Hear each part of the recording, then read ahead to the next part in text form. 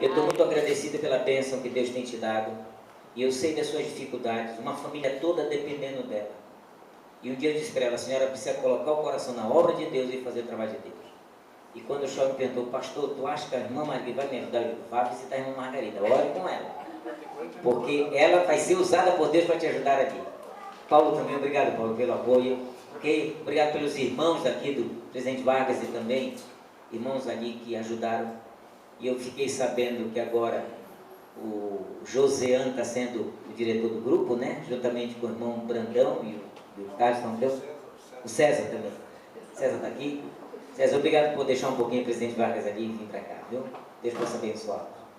Queridos, nunca permitam que a luz que ilumina aqui possa apagar. Ok?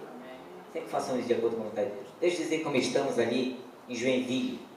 Joinville é uma cidade que tem aproximadamente 600 a 700 mil habitantes. É uma cidade operária. Para vocês terem uma ideia, a maior indústria que tem lá é uma indústria de fundição, a Tupi. Só ela tem em torno de 16 mil funcionários. Então o povo vive para trabalhar. E no final de semana, às vezes eu procuro eles na igreja e estão para a praia, né? Mas é uma igreja, a Igreja Central de Joinville tem 800 membros. Desses 800 membros, a gente conhece até agora, no máximo 25% a 30%. Sempre tem gente nova na igreja, eu pergunto: tudo bem, seja bem-vindo. Pastor, já sou pastor, já sou membro aqui há muito tempo. O senhor está sendo visita. Eu digo: tudo bem. Mas para vocês terem uma ideia, irmãos, há 2 cultos a cada sábado. Pegamos às 8 horas da manhã e termina às 9h15 o culto. Começa a escola sabatina às 9h30 e vai até 10h40 mais ou menos. Quando dá aproximadamente 20 para as 11, entra a segunda plataforma e o segundo culto vai até meio-dia. Quem vem para o primeiro culto, assiste a escola sabatina e vai embora. Depois, quem chega para a escola sabatina, assiste o segundo culto. Então eu tenho 2 auditórios distintos do primeiro culto e do segundo culto. Uma igreja muito boa financeiramente, é o maior dízimo da Associação Catarinense. E para vocês terem uma ideia, a outra que tenta acompanhar é a igreja de Blumenau, que é uma igreja grande. A Joinville, na verdade, tem um grande desafio, é fazer com que os alemães aprendam a trabalhar. É uma igreja muito acomodada, mas muito boa igreja. Para os irmãos terem uma ideia, tem 3 corais. O coral de jovens no final do ano se dispersa, mas tinha 120 vozes. O coral de crianças são 60 vozes infantis e mais um coral de 80 vozes de adulto. Nós temos aproximadamente em torno de 10 pianistas na igreja. Música de 2 quartetos e um conjunto. Então a música é muito forte naquela igreja. Gente do sul, muito forte. E temos ali ainda aqueles 2 pastores aposentados que de vez em quando eu ponho eles no púlpito. Estamos implantando um sistema de câmeras na igreja e a partir de fevereiro vocês vão poder, aqueles que estiverem doentes, só os que são doentes, poderão me assistir diretamente via internet. Estaremos pregando e para isso colocamos as câmeras, já fizemos o site, Ouvindo a Voz de Deus é o nosso site, e estaremos jogando a partir de fevereiro todo o sermão do culto pela manhã, estaremos jogando via internet para que a igreja possa assistir no mundo inteiro. Vamos ver se tem respostas aí. A nossa ideia é porque como são 2 cultos, então há uma comissão que vai estar avaliando o primeiro culto. Se o pregador for bom, se a pregação for boa, então a gente joga no ar no segundo culto para ir para o mundo inteiro a mensagem poder ser propagada. Mas eu espero, e confesso a vocês, eu espero que Deus possa nos usar muito, como já temos usado ali em Joinville. Fora a Igreja Central, eu tenho um desafio, que é a Igreja do Itaú. É um pequeno grupo que tem aproximadamente 45 membros e está debaixo de um barraco de madeira. E compraram um terreno, mas o terreno ainda de 2 proprietários, e eles brigaram entre si, e os terrenos, na verdade, não foram unificados. E esse ano foi só mexendo com a unificação do terreno, porque a partir de fevereiro nós temos planos de começar a fazer a fundação da nova igreja do Itaú, uma igreja que para 150 membros é o projeto que temos lá, já mais ou menos estruturado. Já temos aí uma doação da Igreja Central, que vai nos dar 30 mil reais, uma doação da associação com mais 30 mil reais, e 20 mil reais nós temos em caixa, quer dizer, estamos aí com quase já em torno de 80 mil reais para construir essa igreja ali no Itaú. E é só esses 2 igrejas que estamos tomando conta aqui. O trabalho é muito maior porque a igreja não é acostumada. Eu disse logo que cheguei, irmãos, estou com uma dificuldade. Porque eu disse para eles, lá no norte, eu conhecia todo mundo, era Raimundinho, Zezinho, Toninho, não é verdade?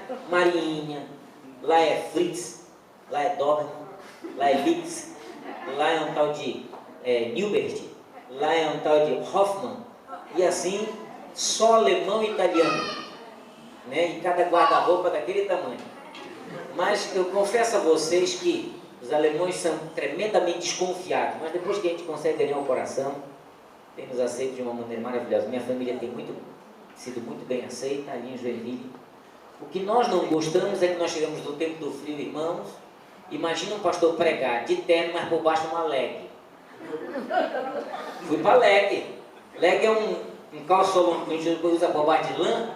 Sabe que nem as mulheres usam, já viram o que é leg? A mulher sabe o que é leg, né? Aquelas calças compridas coladas de lã e a calça por cima, porque senão você não aguenta o frio. Então tem essas dificuldades que acontecem lá. Mas dizem que esse ano não deu tanto frio ali. Vocês imaginam? E a gente engordou um pouquinho, a esposa engordou, porque no tempo do frio a gente só faz comer e para debaixo do lençol, né? Tem jeito de hibernar um pouquinho, porque é tanto difícil. Mas olha, é uma satisfação estar com vocês. Eu poderia hoje ter decidido, chegamos na quinta-feira à noite para amanhecer a sexta, eu poderia ter dito, vou pregar na igreja central. Não desmerecendo irmãos da central que estão aqui, mas eu preferi vir aqui, porque eu tive saudade de vocês. Amém, no pequeno grupo. Eu confesso a vocês que, não desmerecendo, eu gosto muito dos irmãos da central. O presidente Vargas, então, um carinho todo especial. E por isso que eu tenho alguns aqui da presidente Vargas, né? Tesoureira, obrigado por ter vindo para cá, viu, irmã? Obrigado por ter vindo para cá. Irmã Liane veio para cá fazer parte do grupo, ajudar também a vocês. E aqueles que já se batizaram aqui, estão aqui, nunca abandonando esse lugar. Aparecida há mais de 30 anos é um projeto da igreja, irmãos. E eu vou dizer por quê. Porque aqui é o maior recanto de católicos, espíritas e carnavalescos. Vocês sabem disso. O que tem aqui é isso. É muito catolicismo, muito espiritismo e o maior bloco de carnaval do Amazonas está aqui, né? Na Aparecida. Então, era um desafio a igreja poder abrir. Eu quero dizer para vocês que por 3 vezes, pela estatística que fiz, abriu a igreja Assembleia de Deus e fechou. Abriu a igreja cristã e fechou. Tem uma Assembleia de Deus muito fraca aqui, não muito forte. Mas nós estamos aqui com a luz do Evangelho, vocês não podem deixar apagar essa luz. Ok? Amém. Deixa eu buscar a vocês e trazer uma mensagem que acho que é oportuna nessa manhã. Sabe, queridos, ao sair do norte e ir para o sul, descobri que geralmente a gente pensa as características culturais são diferentes. Na verdade, a cultura ela é diferente. É um povo mais frio, é um povo mais, como é que eu posso dizer, mais orgulhoso. Aqui o povo é muito simples, um povo muito mais alegre. Isso não tira de nós também o desafio de podermos alcançar aqueles corações. Mas uma das coisas que eu descobri que no seio de todas as igrejas, Satanás tem trabalhado muito para destruir as famílias. E uma família, quando é destruída, destrói também parte da sociedade, porque a sociedade é composta de famílias e a família é o núcleo da sociedade. E por causa disso eu quero então dizer para vocês que não há uma instituição mais antiga no mundo do que o corpo familiar. Foi Deus quem organizou a família, e o plano de Deus é que todas as famílias pudessem ser felizes. E talvez você pergunte, por que não a são? Por que essas famílias não são felizes? O que acontece no seio familiar? Sabe, decidi falar um pouquinho a vocês sobre a complexidade que existe com respeito aos problemas culturais que envolveram o núcleo familiar e fazem com que a igreja hoje tenha sofrido e sofre as influências que o mundo favorece a esse aspecto. Por que é tão difícil o marido tratar a esposa como deveria? Porque hoje filhos revoltam-se contra os pais? Porque hoje o dinheiro tem sido mais importante do que as pessoas? Porque as coisas tomam lugar do ser humano e é acumulado sobre o ser humano as circunstâncias de viver o que ele acha melhor para si. Há algo que nós precisamos descobrir, algo que nós precisamos entender. Se a família é uma célula que Deus o criou, que Deus orientou e que Deus fez para que todo mundo nela pudesse ser feliz, por que não somos felizes? Alguns identificam o problema como a entrada do pecado e acreditam que por causa da entrada do pecado o homem passou então a ser um tanto egoísta, mais pensando em si do que nos outros? Por que então, se o problema é o egoísmo, por que há tanta imoralidade? Por que há tanta desassociação com respeito ao pudor? Porque a sexualidade tem sido mais importante do que a confiança, do que o respeito e do que a compreensão. Porque essas coisas acontecem no casamento. Nós vamos abrir as Escrituras. Eu vou buscar ler com vocês um texto que eu acho que ajuda a compreendermos o que é e qual é o plano de Deus para a família. Romanos, abram comigo vossas Bíblias, no capítulo 12, livro de Romanos, no capítulo 12. E vamos ler.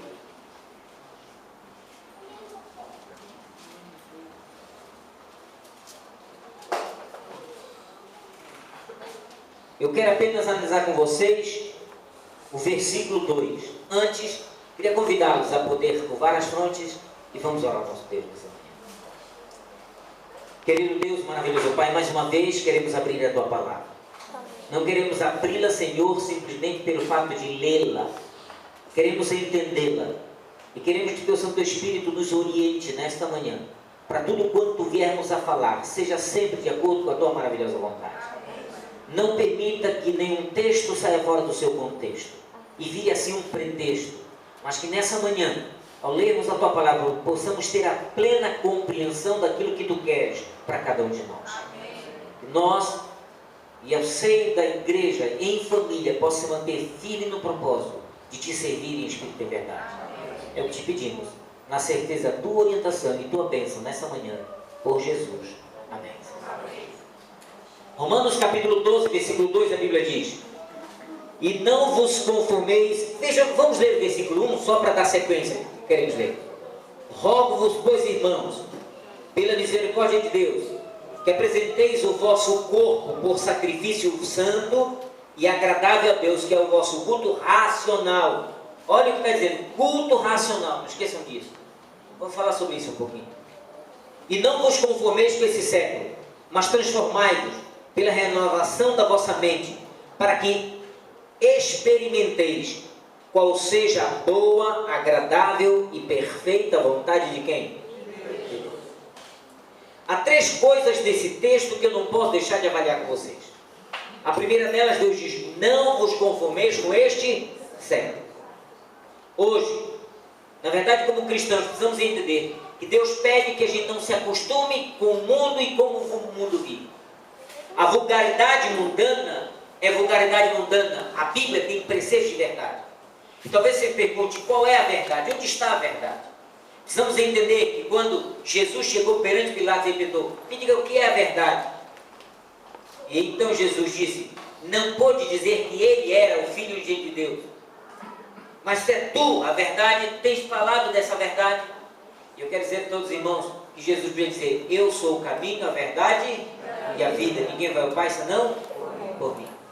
Tu és, na verdade, o rei dos judeus. E foi quando Jesus disse para Pilatos: tu o dizes. Mas o que nós conhecemos como verdade tem sido desvirtuado no mundo globalizado em que vivemos. Baseado nisso, Deus diz: não vos conformeis com esse século. Nós, cristãos, que vivemos hoje, temos que saber que o que é comum, o que é normal, o que é diferente, o que é aceitável hoje e o que é globalizado no mundo, nos leva a descobrir que é totalmente contrário ao que diz a Bíblia. Por isso o apóstolo menciona: não vos conformeis com esse século. Ele está dizendo que nós precisamos buscar uma renovação da mente. Esse é o segundo aspecto. Nossa mente não pode estar baseada no que nós estamos vendo, no que nós estamos ouvindo e da forma como estamos vivendo. Estamos nos acostumando com a criminalidade, estamos nos acostumando com a imoralidade, estamos nos acostumando com os maus caráteres, estamos nos acostumando com uma vida de frivolidade, estamos quase acostumados com uma vida de insegurança completa. E Deus diz: não vos conformeis com este século, transformai-vos. Deus nos cobra uma transformação, uma mudança de pensamento, uma mudança de hábito. Ele quer que a gente faça uma reprogramação mental. Ele está dizendo: você precisa reprogramar a sua mente, para que você não viva a vida que o mundo está vivendo, nós cristãos, por mais que vivamos a contramão do mundo, precisamos entender que Deus quer trabalhar na nossa mente e mudar os nossos conceitos que estão sendo deturpados pela globalização mundial e pelo mundo. Precisamos entender que essa transformação na minha vida, na sua vida, tem que ser real hoje, nesses últimos dias da história da raça humana. O terceiro aspecto, ele diz assim: para que você possa entender e para que você possa saber qual seja a boa, agradável vontade de Deus. Se nós estamos com a mente moldada ao que o mundo apresenta, nós não vamos compreender qual é o plano de Deus para a nossa vida. Enquanto estivermos vivendo a vida que o mundo vive, não podemos estar vivendo a vida que Deus quer que venhamos a viver. Então, para que possamos ser verdadeiros cristãos num mundo totalmente deturpado, precisamos ter comunhão completa com Deus e Ele começar a mudar nosso conceito de vida, conceito de família, conceito de indivíduo, porque não fomos feitos para viver, nós fomos feitos para conviver. Esse sempre foi o plano de Deus. A convivência, a harmonia entre os seres humanos é o que Deus quer. E hoje, a falta de amor tem sido retirada do mundo. E o homem está em guerra, o homem está conturbado, e é mãe contra pai, pai contra filhos, filhos contra os pais, e assim, no seio da família também, a guerra é intensa. Haja visto que hoje temos pesquisas que dizem que 80% dos casamentos vivem aparentemente. 40% deles já acabaram do primeiro ao terceiro. 40% dos que se casam hoje saem e se separam lá do primeiro ao quinto ano de casamento. Os que mais duram ali 60%. E a média é apenas de 10 a 12% chegam a fazer o que chamam bodas de ouro, nos 50 anos de casamento. Só mais aqueles mais antigos, mas hoje, dificilmente, diz a estatística, que alguns chegarão a esse ponto. Mas nós precisamos entender. Por quê? Porque a moralidade está tão baixa. Porque a sensualidade está tão em alta. Porque o mundo vive devairado dos seus prazeres mundanos. E porque a família tem sofrido tudo isso. Deixa eu buscar a vocês contexto histórico. Deixa eu buscar a vocês contexto que possa nos ajudar a entender as realizações familiares fracassadas. E porque o mundo hoje não vive como deveria viver. E como Deus quer que o homem viva. O primeiro aspecto que eu quero dizer para vocês é que a verdade não tem sido vista e revista.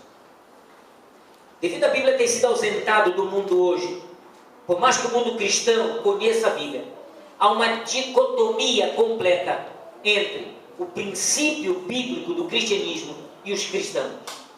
O que Deus prega nem sempre é aquilo que nós estamos vivendo. Há um princípio alegado simplesmente no homem, buscando a satisfação própria em vez da satisfação de quem? De Deus. Estamos em busca do nosso próprio ego, da nossa própria satisfação. Então, veja você pergunte, como isso aconteceu? Como surgiu isso no mundo? Deixa eu dizer para vocês que o primeiro conceito filosófico que o mundo entende dos valores do ser humano começou com um princípio chamado o iluminismo. Vou dar alguns conceitos filosóficos para vocês nessa manhã. O que é iluminismo? Para vocês terem uma ideia, irmãos, a religião, quando tornou-se cultura no mundo, tornou-se aliada ao Estado. Desde quando Roma subjugou cristãos e Constantino tornou-se um cristão, meio cristão, convertendo-se ao cristianismo, mas era totalmente pagão. Ele então une a religião ao Estado. Então a cultura mundial era baseada não mais na aprendizagem ou na altura do conhecimento, e sim do princípio religioso. E é por isso que no passado, em séculos, desde o século XVI para cá, todos os pais que queriam filhos cultos mandavam para mosteiros, para conventos e assim, alijavam da vida do cotidiano e colocavam seus filhos. E lá eles tornavam-se tremendamente filosóficos, tremendamente cultos, baseados simplesmente no princípio religioso. A vida que eles viviam em mosteiros era totalmente a vida que todos viviam fora dos mosteiros. A realidade deles era diferente da realidade dos outros. Eles buscavam a cultura baseada no princípio religioso, mas um princípio arcaico, um princípio fechado, em que só eles tinham acesso, o que nós chamamos hoje como verdade bíblica. Naquele tempo, nem toda a verdade era disseminada. Se dizia que alguém não podia conhecer toda a Bíblia, porque se conhecesse a Bíblia ficava o quê? Ficava louco, ficava doido. Então parte da Bíblia era apresentada ao povo como pontos importantes. Outras partes eram tremendamente apagadas. A religião tornou-se o centro cultural do mundo. Isso chamou um princípio chamado pelos filósofos antigos de iluminismo. A iluminação do conhecimento cultural era baseado simplesmente no princípio religioso. Religiosos tinham a cultura grega, a cultura hebraica e o latim no princípio da Bíblia. E foi por isso que talvez algumas pessoas tornaram-se tremendamente ateístas. Tinham dificuldade em conhecer o princípio cristão. Pelo fato que, por mais que o cristianismo tivesse crescido muito, surgiam homens que desdenhavam da teologia religiosa naquele tempo de Roma e montavam então princípios, porque não acreditavam e não viam na Bíblia. Um deles, chamado Martinho Lutero, que quando fez o seu doutorado em teologia e foi o primeiro homem a traduzir toda a Bíblia do que era naquele tempo grego, hebraico e parte aramaico para o latim. E do latim então foi disseminado para o mundo inteiro essa cultura teológica de Lutero. Levou à igreja uma tremenda controvérsia pelo fato de que quando ele colocou numa igreja em Wittenberg 95 teses de justificação pela fé, levou toda a cultura a ser desvairada pelo fato que ele não aceitava princípios exercidos pela igreja como a compra de terreno no céu. Não aceitava princípios de indulgências pagas pelo um pecado a cometer ou já cometido. E assim a igreja começou a financiar seus projetos multimilionários com uma grande catedral de Roma, baseada num princípio só, o princípio do iluminismo. Nós iluminamos vocês e vocês têm que, em resposta a isso, ter a busca da salvação. A salvação é através daquilo que nós estamos ensinando. E a nossa verdade é a verdade que você tem. E para vocês terem uma ideia, surgiram conceitos fora bíblicos. O conceito de que o homem deveria render reverência a um ser na terra, também humano, como se fosse Deus. O conceito de que você não poderia mais confessar nada ao seu Deus, e sim ao Santo Padre, ou Padre que pudesse ouvi-lo. O conceito de que os mortos, quando pudessem ir embora, ou os mortos quando morressem, eles agora tinham uma caminhada, a caminhada era em direção, devido ao mundo de pecado, ao purgatório. Se no purgatório fossem bonzinhos, e se o purgatório fosse iluminados ou recebessem a iluminação, que eles haviam e reconhecessem que o iluminismo tinha apresentado o melhor caminho para eles, então lá eles podiam ir um dia ao céu, se não, iam diretamente para o inferno. Para isso, vocês precisam iluminar o caminho daqueles que saem da terra, depois de mortos, até o purgatório. Acendam velas, para que eles possam ser iluminados o caminho. E a vela era o símbolo do iluminismo, quando a religião era o poente do mundo. Baseado nesses princípios, todo o sentido cristão e toda a cultura era baseada nisso. Talvez isso levou a grandes filósofos, Voltaire, Kant e também Rousseau, a denigrirem essa teologia, a eliminar essa teologia e tornarem-se ateus. E o ateísmo para eles era tal coisa como uma negação completa do que era Deus. Mas o que esses homens fizeram não era negar o Deus verdadeiro, negavam o Deus que era apresentado pelo iluminismo. O Deus que era apresentado pelo princípio cristão, que era um princípio cristão fechado, de que você obedecia ou então morria. E para não morrer, eu tenho que obedecer. E é por isso que os cristãos, quando eram pegos com Bíblias já traduzidas, depois de então que Gutenberg inventa a imprensa, eram queimados em praça pública, porque descobriam um novo caminho, que não era apresentado pela Bíblia, sim, não era apresentado pela igreja, sim, pela Bíblia. E surge então o que nós chamamos a Reforma Protestante, em que João Hus,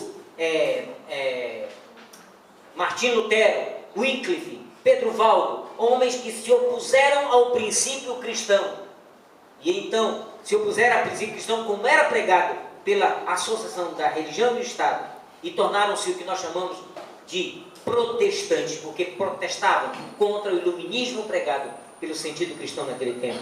Esses novos protestantes. E agora traziam uma filosofia, um princípio, de que o homem precisava mudar seu conceito da imagem de Deus. Deus tinha sido deturpado diante da humanidade. Deus não era mais aquilo que o povo pensava que fosse. E o iluminismo, por mais que pregasse, agora vem o que nós chamamos de um princípio da Reforma Protestante, trazer para o mundo o racionalismo. O que era o racionalismo? De que a religião tinha partido da razão, Não era uma emoção simplesmente. Não era princípio estabelecido em mosteiros, ou princípios estabelecidos em conventos, ou coisas parecidas. Era agora, o homem deveria ter a verdade racional. Ele deveria pensar quem era Deus e como seguir a Deus. E a razão começou a ter ponto culminante dentro do exercício da religião. Nós vamos buscar a verdade, ainda que ela esteja sendo perdida. Mas a verdade tem que ser buscada pela razão. O homem tornou-se a ser um ser racional. Muda-se a fé. Muda-se o princípio. E lá pela década, lá pelo século 16, 17, a religião, na verdade, perde a sua força e ganha-se então o sentimento racionalista. O sentimento racionalista dizia que o homem tem que ter alegria, tem que ter paz, tem que ter satisfação e prosperidade. E baseado na prosperidade, surge o que nós chamamos a Revolução Industrial. Com o racionalismo vem a Revolução Industrial. O homem, então, quanto mais tivesse, melhor viveria. E agora, uma camada alta da sociedade começa a subjugar uma camada baixa. As questões sociais começam a ser avaliadas. E essas questões sociais levaram famílias a sofrerem fome e famílias a serem tremendamente abastadas. Essa diferença social começa a imperar no mundo racionalista do passado. Potências começam a se desenvolver e entra no mundo a Primeira Guerra Mundial em busca do racionalismo. Era uma nação querendo mostrar industrialmente que era melhor que a outra. E a Primeira Guerra Mundial ceifa mais de 20 milhões de seres no mundo passado. Era esse o mundo da razão. Todavia, 20 anos depois surge uma Segunda Guerra Mundial, em que duas potências sobram dessa Segunda Guerra Mundial, em que na verdade um grande ditador chamado Hitler, ele tenta agora unificar o mundo racionalista, mas um mundo baseado numa nação ariana, uma nação só de alemães, que pudessem ser o exemplo social do mundo.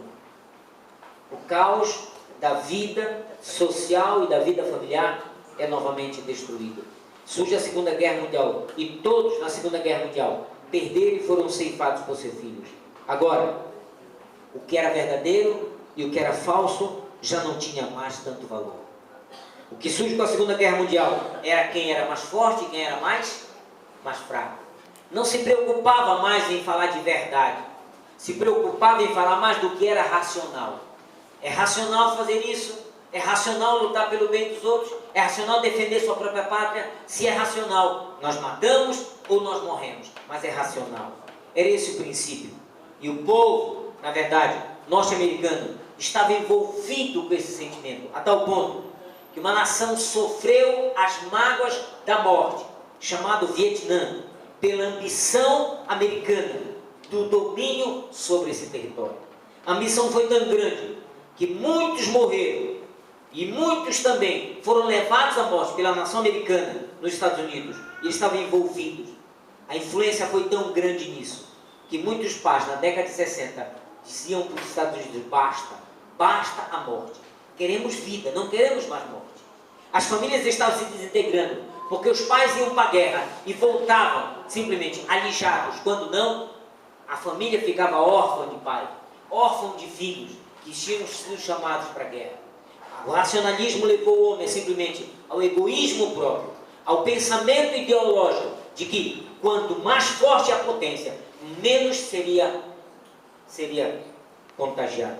Quando Deus diz: renovai-vos, ou buscai a renovação de vossa mente, Deus estava mencionando de que o mundo não pode ser só racional, tem que ser também emocional. A emoção Deus colocou no coração do homem, sentimento um pelo outro, razão, raciocínio, vontade, direito de escolha. Nesses 40 anos de duas guerras e mais 20 anos de uma guerra no Vietnã, foram 60 anos de miséria no mundo inteiro. Mas deixa eu dizer para vocês, na década de 60 surge uma nova nação. Uma nação de mulheres. Começa a independência social da mulher. E as mulheres saem na rua, gritando pela a sua posição no mundo social, pelo um único fato. Seus maridos haviam morrido na Segunda Guerra Mundial. E agora seus filhos estavam sendo ceifados na Guerra do Vietnã. E elas ficavam sozinhas, viúvas do marido e também órfãs de filhos. e elas sozinhas, sem ter como viver, saíram numa grande carreata nos Estados Unidos, batendo com as tampas das panelas para serem vistas e gritando ao mundo: nós não queremos mais guerra, nós queremos paz. E a paz foi propagada no único objetivo: se a razão é o que nós devemos ver, nós estamos sendo irracionais, levando nossos filhos, nossos maridos a morrerem. Nós queremos, e pela pressão das mulheres em toda a América, naquele tempo, o grande governador, ou melhor dizendo, presidente da República, americana decidiu então suspender a guerra do Vietnã. Foram ceifados mais de 25 mil americanos. Morreram mais de 75 mil vietnamitas. Era esse o mundo racionalista. A degradação de uma nação, a degradação de um povo, a degradação de um mundo. Os pais agora gritavam: nós queremos uma vida nova. Junta-se a esse movimento das mulheres, o movimento de uma juventude que rejeitou ir para a guerra e que agora estavam se emancipando em meio ao mundo racionalista. E essa juventude, na verdade, com o suporte e querendo um estilo de vida diferente, essa juventude diz: nós precisamos renovar a nossa mente, não podemos aceitar que o racionalismo possa dominar-nos dessa forma. E eles então entraram numa grande função e reuniram, para você ter uma ideia, 1 milhão de jovens em Woodstock para gritar ao mundo inteiro: nós queremos paz e não queremos guerra. A única coisa que nós queremos é paz e amor. O mundo quer paz e amor. E surge uma nova filosofia do racionalismo. O racionalismo começa a perder sua força no mundo. Não era mais a razão, a emoção era importante. Nós queremos paz e vocês estão querendo só guerra. A paz tem que ser disseminada no mundo. E o amor, e agora entra a função da emoção no mundo. Pensava-se agora que as famílias poderiam ter a sustentabilidade própria. Pensava-se agora que as famílias pudessem agora, filhos construírem famílias e seus pais não irem mais para a guerra. Os filhos não perderem-se na guerra, não virem mutilados da guerra. Cabem à guerra. Nós queremos paz e queremos amor livre. Mas esse amor pregado em Woodstock não foi um amor paternal, maternal ou amor ágape, como o amor de Deus. Foi amor sensual, da sensualidade. E ali surge uma nação hippie, uma nação de jovens revoltados por aquilo que fizeram com eles. E surge uma nação em que eles queriam paz e amor. A paz porque não queriam mais guerra, nem ir para a guerra. E amor porque queriam sexo livre, sexo à vontade. Na década de 50 e na década de 60, a filosofia tira do bolso um homem chamado Jean-Paul Sartre. E Jean-Paul Sartre agora um homem pai do humanismo. E ele começa a dizer: o mundo não é iluminista, o mundo não é racionalista, o mundo é humanitário. Nós somos seres humanos e precisamos viver como seres humanos. E ele então prega o existencialismo.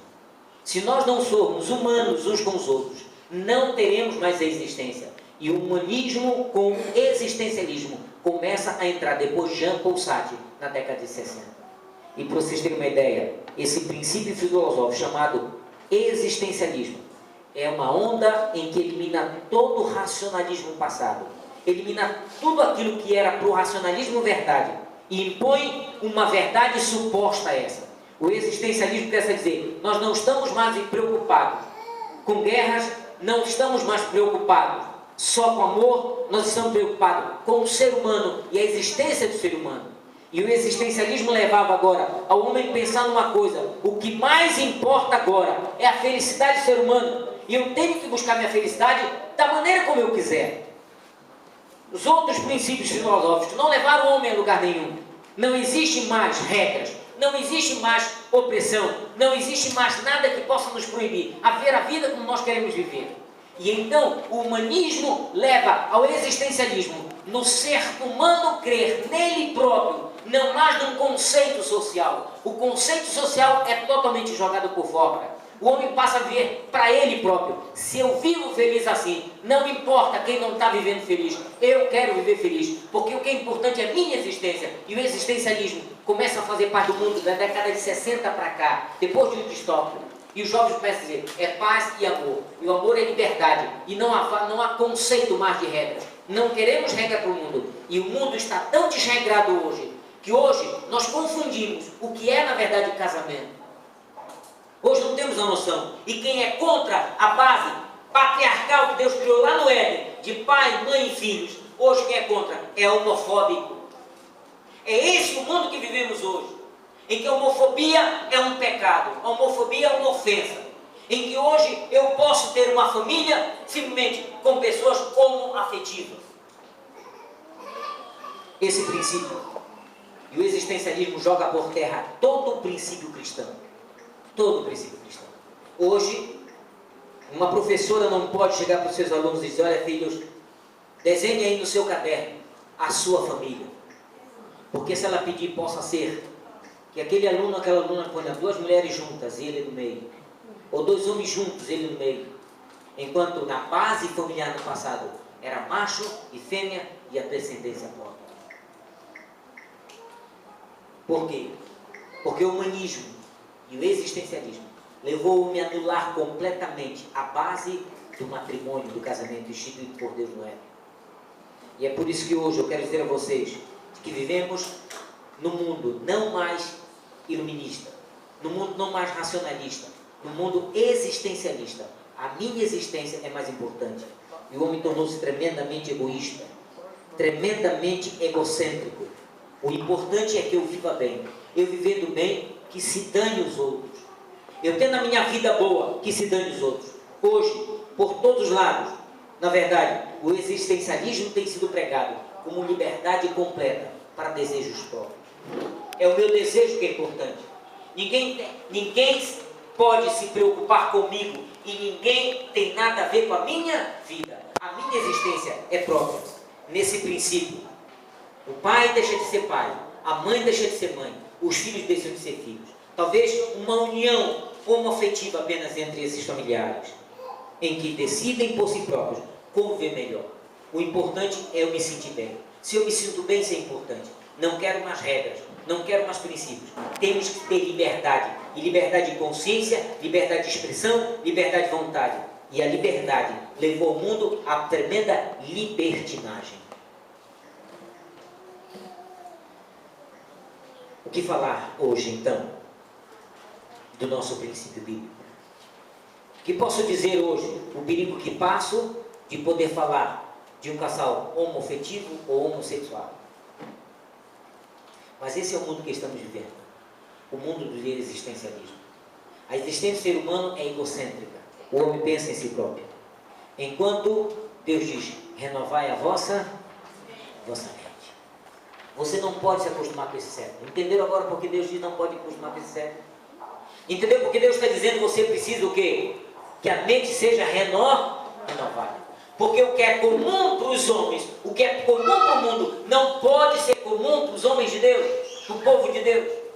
O que é natural no ser humano, não pode ser natural para aqueles que querem servir a Deus. O que é aceitável para o mundo, não é aceitável para o povo de Deus. Deus instituiu princípios, e princípios eternos para o ser humano. E o princípio eterno, quando criou no Éden, macho e fêmea, foi que uma família só pode ser constituída assim. Mas é perigoso que um juiz que tem aqui no meio possa até me prender hoje, dizendo que esse pastor é homofóbico. Não sou homofóbico.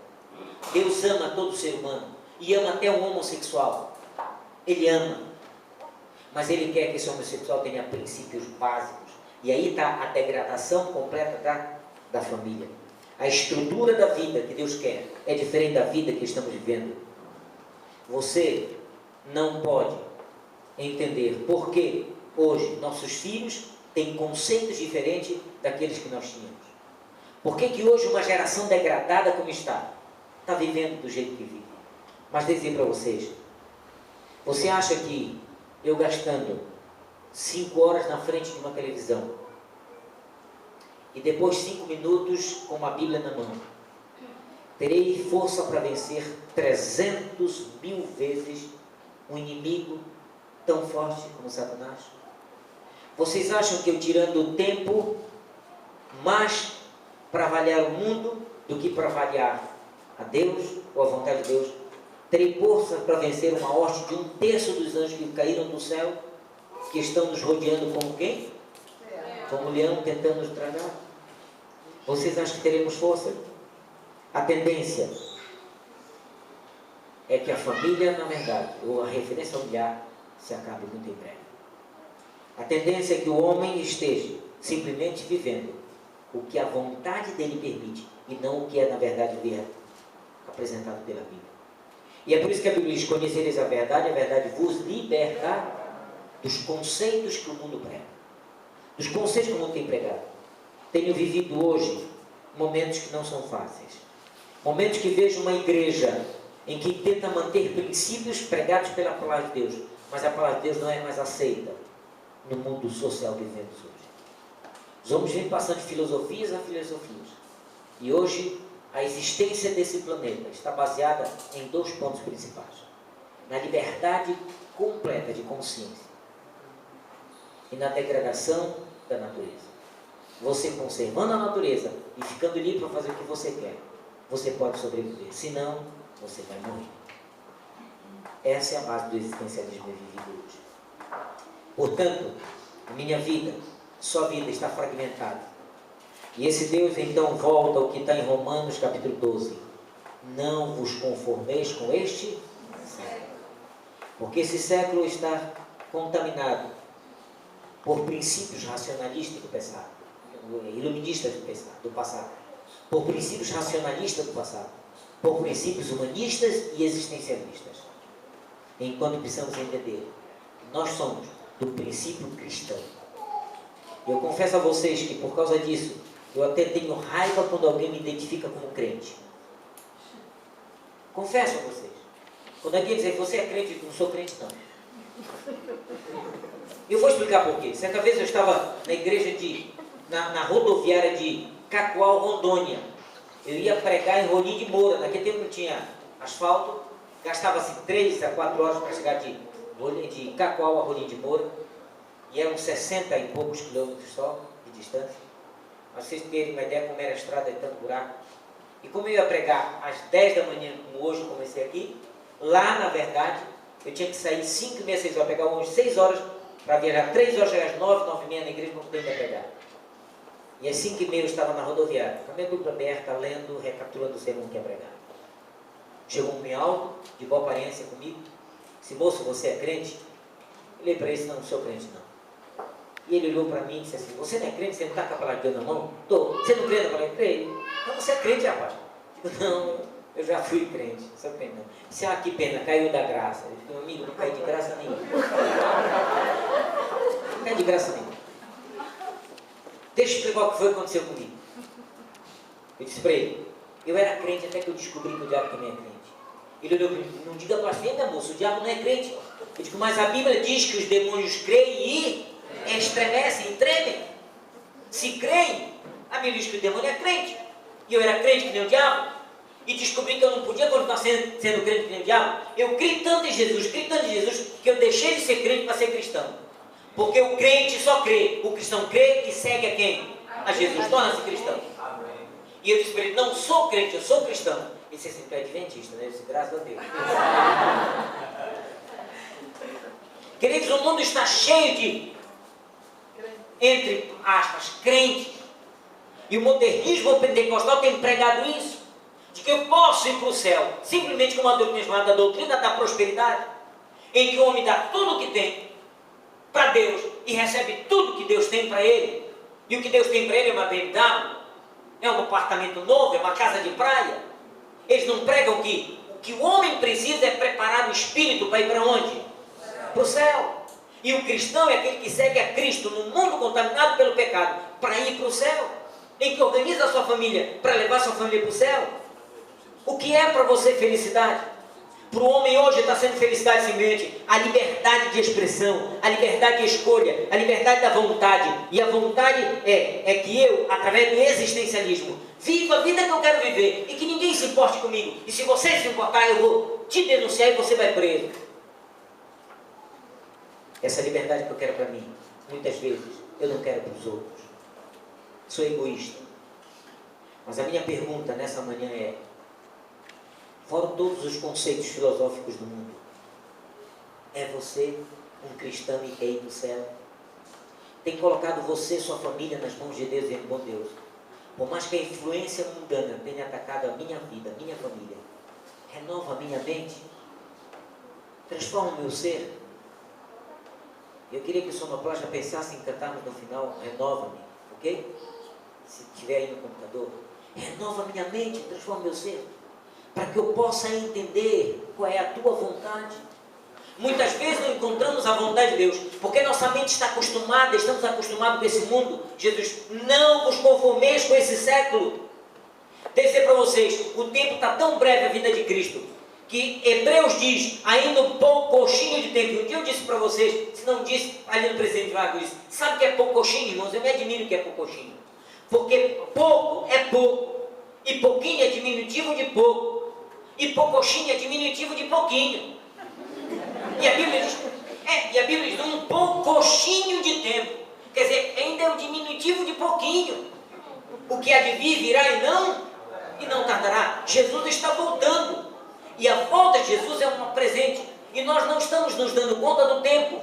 Estamos gastando tempo com frivolidade, com questões do mundo. E não estamos gastando tempo num preparo da nossa vida espiritual com Deus. E é por isso que Deus chama, renovai a vossa mente, filhos. Vocês têm que entender qual é a vontade de Deus. A vontade de Deus não é a vontade do mundo. A vontade de Deus não é a sua vontade própria. A vontade de Deus é um caminho de liberdade religiosa em que podemos um dia estar no céu completamente isentos da culpabilidade do pecado em Cristo Jesus. Portanto, eu descobri que o verdadeiro sentimento cristão é aquele que nos faz entender que Deus tem uma vida diferente daquela que o mundo vive. E essa vida só se consegue com intimidade com quem? Com Cristo? Com Cristo Jesus. Não há outra forma. Vocês sabem quanto vale o tempo? Então você diga, poxa vida, eu dizia no meu último sermão à Igreja Central de Joinville, quando saí, na semana passada, eu pregava para eles dizendo o seguinte, você sabe o que é o seu tempo? Já pensou nisso? E eu disse para ele, encontrei um rapaz aqui na igreja, era um rapaz da igreja, que eu perguntei para ele, como é que está o teu ano bíblico? Está conseguindo concluir agora no final do ano? Sim, pastor, parei em abril. Você parou em abril, é? E eu disse, e não quis continuar, por que não continua? Ele disse, não, se Deus quiser, a partir de 1º de janeiro, eu vou começar e dessa vez eu vou terminar. Por que esperar 1º de janeiro? Você não sabe nem se vai estar vivo, dia 1º de janeiro começa agora. Ele disse, agora? Por que você não começa agora? Você vai viver sem Deus até 1º de janeiro para começar a buscar a ler a Bíblia não em 1º de janeiro? E se você morrer antes? Ele olhou para mim, você é negro, não é pastor? Como se fosse uma coisa difícil tomar decisão. A gente posterga as decisões que você tomou em dezembro de 2010, de 2011, quem sabe nunca foram efetuadas até agora dezembro de 2012. E você ficou pensando, poxa, eu tomei essa decisão e não cumpri. Então Deus diz, renovai a vossa mente. Você precisa reorganizar a sua mente. Não viva como o mundo vive. E nós cristãos, como o pastor Bulião diz, vivemos a contramão do quê? Do mundo, irmãos. E temos que ver como cristãos, ou então o mundo vai nos ver igual ao mundo, seremos iguais. A Enoque foi tão diferente que Deus disse, Enoque, o teu mundo não é mais esse. O teu mundo é outro, você precisa ir comigo para o céu. Sabe quanto vale um tempo? Um ano? Se você quer saber quanto vale um ano, pergunte para o aluno que tentou tirar boas notas, não conseguiu e perdeu o ano de estudo. Você vai entender. Quando no outro ano ele senta na escola, na mesma sala, e vê seus colegas na outra sala sequente, e fica pensando, quanto é importante um ano? Então você pergunte, quanto vale um mês? Já pensou nisso? Um mês? Pergunte a mamãe. Teve o nascimento de um bebê prematuro, em que os cuidados com esse bebê é muito, muito mais importante do que, muito mais preocupante do que se tivesse nascimento normal. Você vai entender o que é um mês. Mas pergunte, o valor de uma semana, você teria que perguntar a um coletor de jornais semanais, o valor de uma semana em que ele tem que, em um dia, colocar todo o jornal da semana, tudo numa semana, naquele dia, quando ele põe a programação do jornal. Você sabe qual é o valor de um dia? Pergunte, quem sabe você vai saber. Pergunte a um filho, O valor de um dia, que naquele dia perdeu seu pai ou perdeu sua mãe. Talvez esse dia para ele nunca vai sair da sua mente. Sabe o valor de uma hora? Quem sabe a gente descobre o valor de uma hora? Pensando em um namorado ou uma namorada que tenha namorado, quem sabe, 1, 2 anos, 3 anos. E quando ele está em frente a um púlpito, aguardando a noiva, alguém chegando e diz, ela não vem. Era aquela hora marcada do casamento. Ele não chegou, ela não chegou. Talvez vocês se perguntarem, eles vão entender como para eles aquela hora era muito importante. Sabe o valor de um minuto? Pergunte a um vigilante, ou melhor dizendo, desculpe, a um viajante, que quando chegou no aeroporto descobriu que o seu avião já tinha decolado. 1 minuto de atraso. Perdeu o voo. Sabe o que é o valor de 1/1000 de minuto? Pergunte a um corredor que por 1/1000 de minuto ficou com uma medalha de prata, quando ele almejava uma medalha de ouro. Que sentimento tem alguém que tem na mão uma medalha de prata e perdeu a medalha de ouro por 1/1000 de segundo? Sabe, o tempo é muito escasso. Ele se vai completamente. E Deus, quando diz aqui, renovai-vos, ou melhor dizendo, transformai vossa mente, para que você saiba qual é a vontade de Deus. Nós ainda estamos vivendo a vontade do quê? Do mundo. Esqueçam, e eu espero que vocês esqueçam, de que passei quase 40 minutos falando com vocês sobre o iluminismo, racionalismo, existencialismo, humanismo, e pensem numa coisa só, cristianismo. Amém. Numa coisa só. Quando o apóstolo Paulo diz renovai-vos, está dizendo você precisa ser o verdadeiro cristão. E o verdadeiro cristão não vive como o mundo vive, ele vive de forma diferente.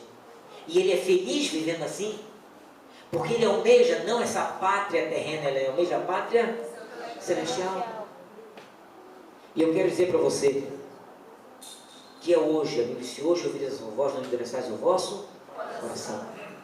Deus quer na igreja dele hoje verdadeiros cristãos, não meios cristãos e meio mundanos. Não podemos ainda viver divididos entre o mundo e a igreja. Ou nós somos cristãos genuínos e vivemos um cristianismo autêntico, baseado na palavra de Deus, que é a verdade, que foi esquecida por todos esses conceitos filosóficos. Ou então, estaremos vendo o que o mundo vive. E deixa eu terminar dizendo a vocês, há uns 20 dias atrás, alguém me telefonou e disse, pastor, eu preciso conversar com o senhor. E ele me deu o nome, eu não identifico o membro da igreja. O senhor vai estar na igreja, mas eu vou estar na igreja. E eu fui para a igreja. Quando cheguei na igreja, encontrei um homem. E esse homem, para vocês terem uma ideia, a igreja trabalha com ele já há 4 meses. Foi encontrado na rua. Nós fizemos um projeto na igreja, que é um projeto chamado Projeto Ágape. Jovens saíram à noite, identificando mendigos na rua. Nós vestimos esse mendigo, damos banho nesse mendigo, damos comida para esse mendigo. E no sábado pela manhã ele é trazido para a igreja. Ele às vezes, a única condição que a gente traz, se ele não estiver drogado, ele traz para a igreja, dá banho, tem um banheiro preparado para eles, uma equipe dá banho neles, põe uma roupa nova e eles sempre assistem o meu sermão. E depois de um sermão que fiz, o Jorge decidiu nunca perder outro sermão na igreja. Há 4 meses que frequenta a igreja. E um dia, Jorge sentado, 20 dias atrás, sentado na minha frente, na sala pastoral, ele olhava para mim com lágrimas nos olhos e dizia, pastor, eu venho de uma família desfacelada, sou filho de uma prostituta, não sei quem foi meu pai, fui criado no mundo e o mundo é minha casa, já tenho passado fome nesse mundo. Hoje, o Senhor está me colocando uma família que eu não conheço, Uma família que não tem afinidade por essa família, mas essa família que está me dando banho, me dando comida, me dando apoio. Será que eu vou conseguir ser adotado e vocês vão me aceitar como um membro dessa família? Eu abracei o Jorge e disse: Jorge, não importa o que você era até agora, importa o que você quer ser daqui para frente. Não importa se o mundo fez com que sua família fosse desfacelada. Não importa os problemas pelos quais você passou. Não importa a dependência química que você tem. O que importa é sua vontade daqui para frente de servir a um Deus que quer a sua felicidade. Acredite no poder de Deus. E se você acreditar no poder de Deus, você vai estar isento das consequências que Satanás tem trazido na tua vida. E disse assim mesmo, me abraçado, ele disse para mim: pastor, eu não tenho referência familiar, eu não tenho nome. O nome que eu tenho emprestado de uma família que por um tempo me adotou na casa deles, mas me fez da casa deles um escravo. Alguns na rua me xingam quando estou drogado, alguns na rua jogam coisas em cima de mim. Mas será que eu tenho algum valor? E eu, abraçado com o Jorge, disse: Jorge, você vale muito, você sabe, vale o sangue do filho gente de quem? De Deus. Do filho de Deus. Eu quero dizer para vocês que o Jorge, de 20 dias para cá, tem mudado pelo menos 4 vezes que preguei na igreja central. Jorge senta e vem bem na frente. Toma o banho dele e senta bem na frente. E eu perguntei para o irmão que está cuidando deles: me diz como é que está o Jorge. Disse: pastor, ele veio conversar com o senhor, não veio? Ele veio. De lá para cá não bebeu mais, não usou mais droga. E Jorge está sendo o ajudante. Trabalhou. E o que ele faz? Me telefona de vez em quando: vem aqui comigo. E eu vou lá com ele. Ele diz assim: guarda esse dinheiro para mim, que eu tenho medo de ter dinheiro no bolso e comprar droga. Ele pega todo o dinheiro dele e põe na minha mão. Eu tenho, disse para ele, eu tenho quase R$1.000 do Jorge guardado. E ele está trabalhando, pastor. Ele está trabalhando e quer que eu pegue desses R$1.000 e pague um aluguel, porque ele vai dormir. E quer ter o direito de dormir numa cama daqui para frente. Sabe, irmãos, não é fácil tirar alguém que está numa situação como essa. Não é fácil, não tem referência de família. Vivendo no mundo. O mundo é a sua casa. A prostituição é a sua vida. O roubo, as drogas, é como ele vive. Mas existe um Deus que está mudando a vida do Jorge. Existe um Deus. Eu disse: Jorge, se você mudar completamente, você vai ser um instrumento na mão de Deus e ajudar teus amigos a sair da vida que está vivendo. Jorge não sabe o que é existencialismo, Jorge não sabe o que é racionalismo, Jorge não sabe o que é iluminismo, não sabe nada, nem existencialismo. Jorge só sabe uma coisa: que tem cristãos em Joinville que querem mudar a sua vida. E ele mostrou que está com vontade de mudar. E eu, como pastor, quero dizer a vocês que me emociono quando sinto que Deus, na verdade, pode mudar a vida das pessoas. Basta que elas queiram. Deus pode mudar o ser. Não é filosofia mundana, não é os princípios mundanos que fazem o ser feliz. É amor, é carinho. Esse Deus quer colocar no seu coração o sentido que o mundo pregava e não conseguiu pregar: a paz e o amor. Teremos paz com Deus quando o amor ser plantado no nosso coração. Nessa manhã, eu não sei pregar sem fazer um apelo. Será alguém aqui que quer dizer: pastor, eu quero na verdade, tenho vontade que a minha vida seja de um verdadeiro cristão. Tenho lutado contra o mundo, contra os meus interesses próprios. Tenho lutado para que Deus possa transformar o meu ser e a minha vida. Mas não tenho conseguido muito. Mas eu quero que Deus possa tocar completamente no meu coração e mudar o meu ser completamente. E eu quero um dia poder ter o privilégio de estar com Cristo Jesus na cana celestial. Porque a minha família deixou de ser a família carnal. Agora a minha família é a família espiritual. Quantos querem permanecer na família de Deus e querem ser membros da família de Deus e querem que Deus possa vos acatar com membros, até que um dia toda essa família de Deus possa estar na cana celestial? Quantos querem isso? Amém. Que Deus possa abençoar. Vamos pedir para ser renovados? Peça a renovação. Peça mudança, crente. Não permita que você se acostume com esse mundo. Deus quer filhos e filhas diferentes, vivendo uma vida diferente, até que um dia possamos estar com Jesus Cristo na casa celestial. É o meu pedido, é o meu desejo, é a minha oração nessa manhã. Amém.